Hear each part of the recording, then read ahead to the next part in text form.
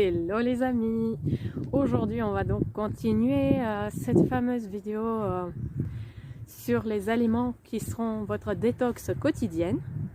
Donc ça on peut bien sûr y arriver en végétalisant au maximum son alimentation, en la rendant un maximum bio, naturel et en utilisant le moins possible d'aliments transformés, industriels et en faisant un maximum de choses soi-même à partir d'aliments frais, vivants et de préférence sans les cuire parce qu'il y a mille et une astuces en fait pour pouvoir se nourrir de façon tout à fait saine. Alors qu'est-ce que vous y gagnez? Eh bien des tas et des tas de vitamines, des tas et des tas de minéraux biodisponibles. Au-delà de ça, des enzymes qui sont les catalyseurs de la plupart des processus biochimiques dans l'organisme.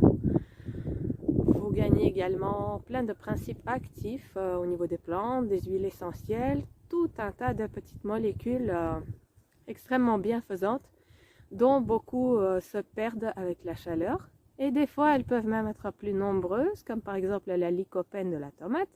Il y a plus de lycopène dans la tomate cuite que dans la tomate crue, mais est-ce toujours la quantité qui compte? L'homme est-il tellement affamé tout en mangeant beaucoup trop? Mais à force de manger tellement industrialisé, il est tellement en manque de nutriments qu'il veut la quantité, alors que c'est pourtant la qualité qui compte avant, puisque c'est surtout l'assimilation de tout ça qui compte. Alors si jamais on mange cuit et que la plupart des molécules sont dénaturées, qu'est-ce qu'on va assimiler de ça? Alors que dans les aliments vivants, tout est prévu comme par la nature, c'est-à-dire que tout sera vraiment sous la forme la plus assimilable, la plus biodisponible.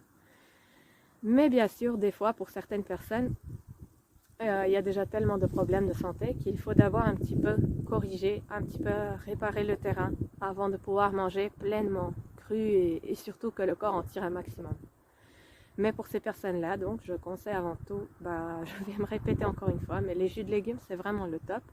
Parce que si vos intestins sont irrités, eh bien, si vous buvez un bon jus, eh bien, vous profiterez d'un maximum de micronutriments, d'enzymes et de tous les principes actifs qui vont vous faire un maximum de bien, mais sans avoir les fibres qui vont, dans un premier temps, irriter les intestins.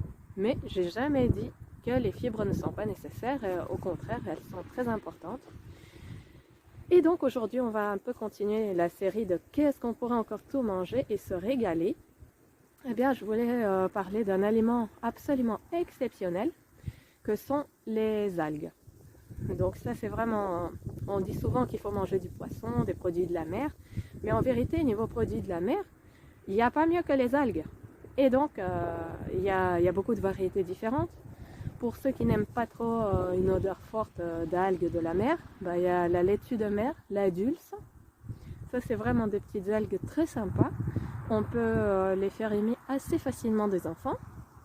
Et alors, on peut les manger soit nature. Moi, par exemple, je les adore nature. Je n'ai pas envie de rajouter quoi que ce soit. Je trouve que ça gâche tout.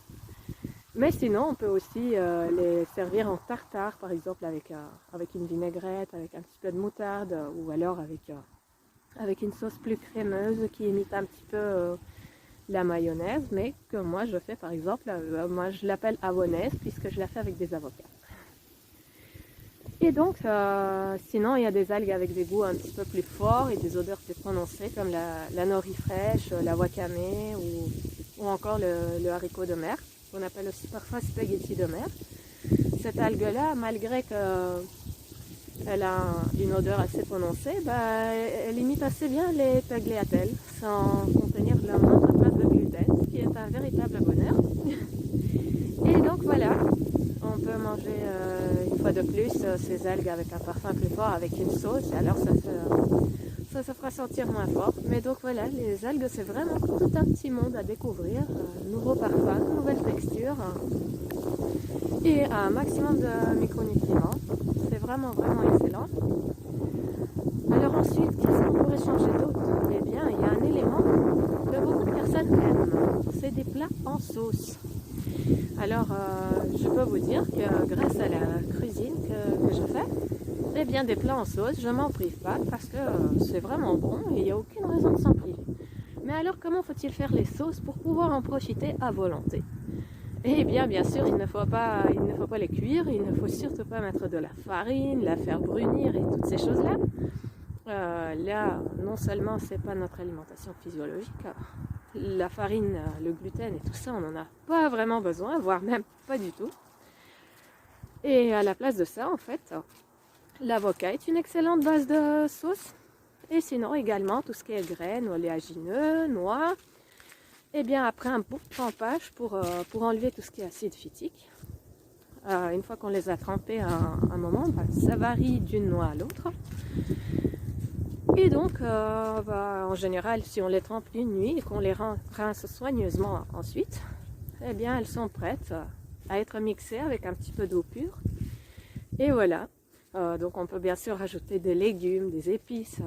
Et ça fait soit des sauces, si on rajoute un peu plus d'eau, ça fait une sauce très onctueuse. Et si on la fait un peu plus épaisse, eh bien ça fait ce qu'on appelle dans le monde du cru un pâté végétal.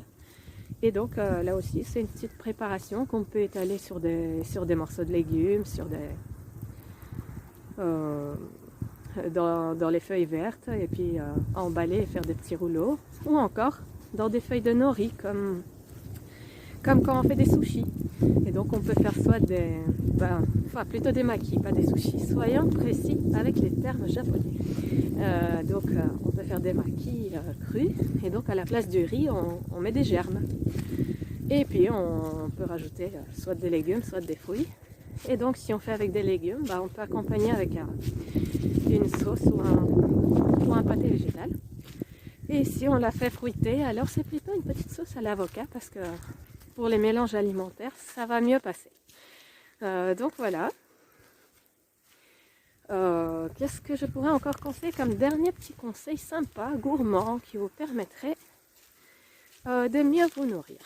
Ah oui, un vrai bonheur. De la glace crue. Savez-vous comment faire de la glace crue? Eh bien, il suffit de congeler des rondelles de banane. Et puis, quelques temps après, une fois qu'elles sont bien dures, eh bien, il suffit de les sortir du congélateur et puis de les envoyer se faire concasser par un blender. Enfin, non, pas un blender, un robot avec la lame en S. Et donc, la banane, ça c'est vraiment la base de notre glace. Mais quand on est à la belle saison, là, on peut mettre des fraises ou des framboises. Ça, c'est vraiment un petit plaisir que j'adore. Sinon, en saison hivernale, si vous avez vraiment envie une glace, eh bien, vous pouvez toujours faire avec du cacao ou alors avec du kaki.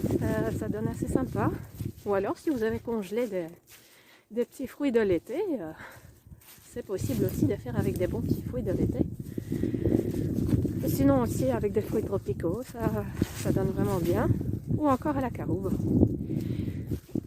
Et donc la glace a vraiment une texture qui rappelle la glace, pas le sorbet, mais précisément la glace. Et bien sûr, on peut aussi rajouter des épices comme le spéculoos, la cannelle, enfin voilà, l'anis vert, la cardamome. Il est possible de bien varier les plaisirs. Et voilà, donc sur ça, voici quelques conseils qui vous permettent déjà de rajouter des petites idées sympathiques à votre menu et de manger de plus en plus vivant, de découvrir une autre façon de vivre, une autre façon de s'alimenter et surtout de se sentir peut-être beaucoup plus énergique, de sentir qu'on est prêt à relever les défis de la vie, d'attaquer chaque nouvelle journée avec beaucoup plus d'énergie, avec beaucoup plus de joie. Et c'est bien ça que je vous souhaite. Alors sur ce, je vous dis à très bientôt pour une prochaine vidéo. Et belle et lumineuse journée à vous. Namasté!